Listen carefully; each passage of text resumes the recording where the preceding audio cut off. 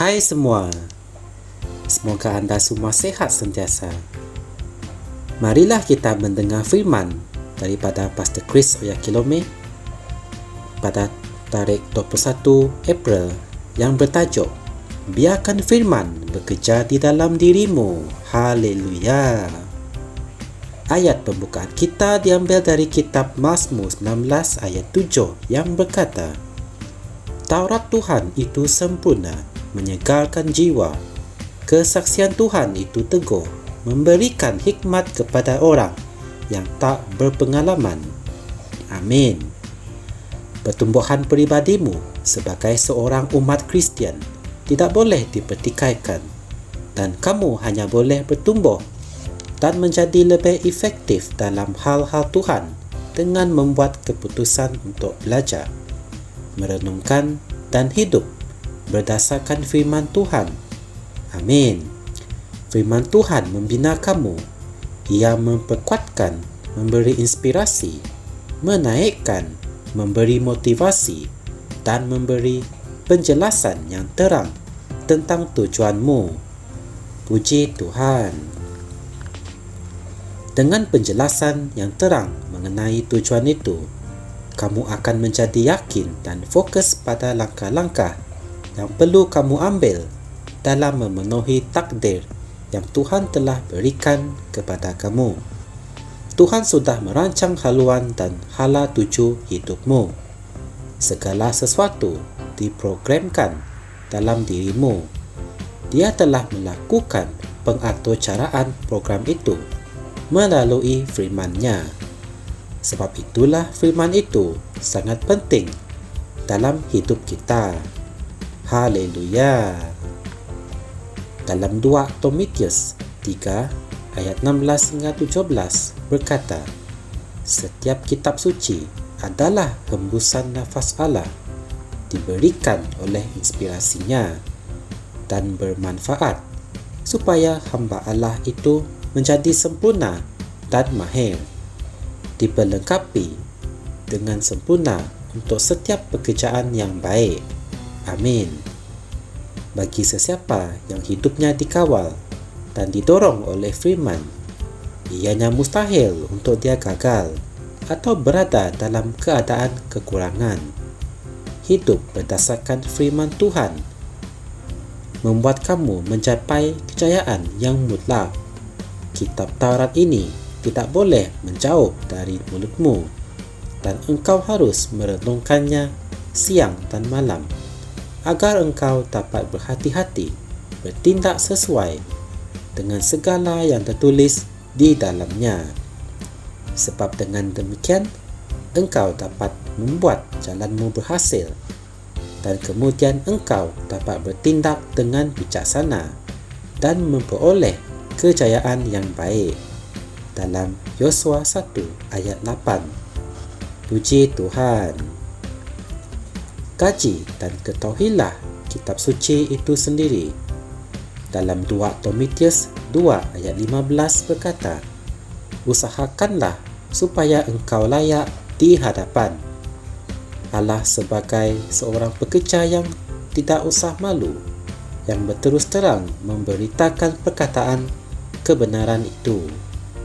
Apabila kamu mempelajari firman dengan renungan, Roh Kudus akan menerangi rohmu dengan kebenaran yang menakjubkan itu, sehingga ia memupuk fikiranmu ke arah pertumbuhan, kemajuan dan kemakmuran yang konsisten.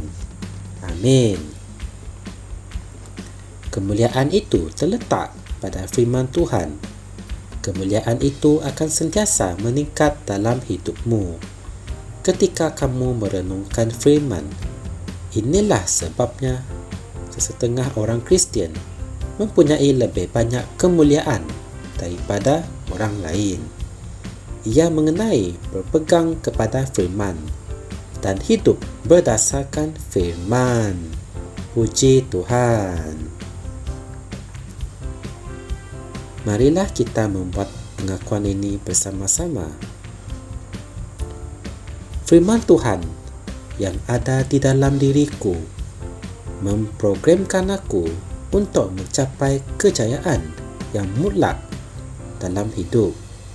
Ia mendorong, memperkuatkan, menginspirasikan, menaikkan, memberi motivasi dan memberikan aku penjelasan yang terang mengenai tujuanku.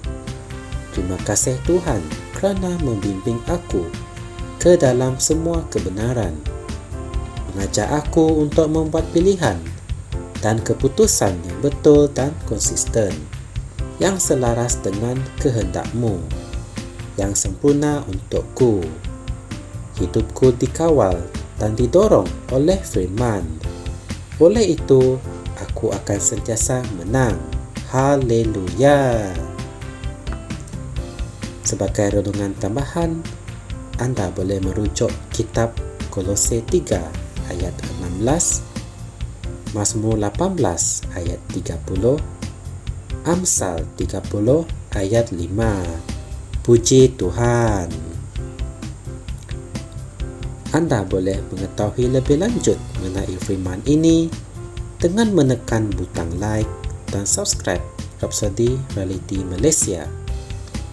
Semoga anda mendapat manfaat daripada firman pada hari ini dan semoga kita berjumpa lagi dalam segmen yang seterusnya. Amin. Kami percaya saudara-saudari semua telah diberkati dengan perkongsian firman dari Rhapsody Reality. Bagi sesiapa yang ingin menjadikan Yesus Kristus sebagai Tuhan dalam kehidupanmu, kamu boleh mengucapkan doa ini bersama dengan saya.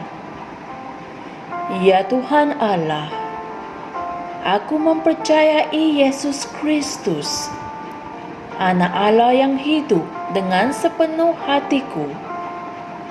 Aku percaya Dia telah mati untukku dan Allah telah membangkitkan Dia dari kematian.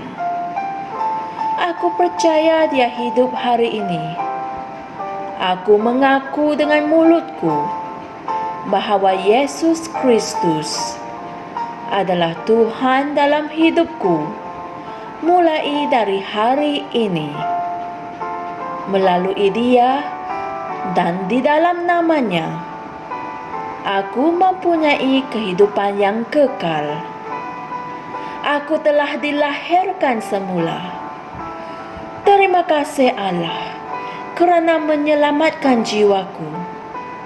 Aku sekarang adalah anak Allah. Haleluya. Tahniah, sekarang kamu telah menjadi anak Allah. Untuk apa-apa sebarang pertanyaan atau untuk mendapatkan lebih banyak maklumat mengenai bagaimana untuk bertumbuh sebagai seorang Kristian, anda semua boleh hantar mesej di akaun Facebook kami atau email kami di tni.msia@gmail.com. Sekali lagi, tni.msia@gmail.com. Tuhan berkati anda semua.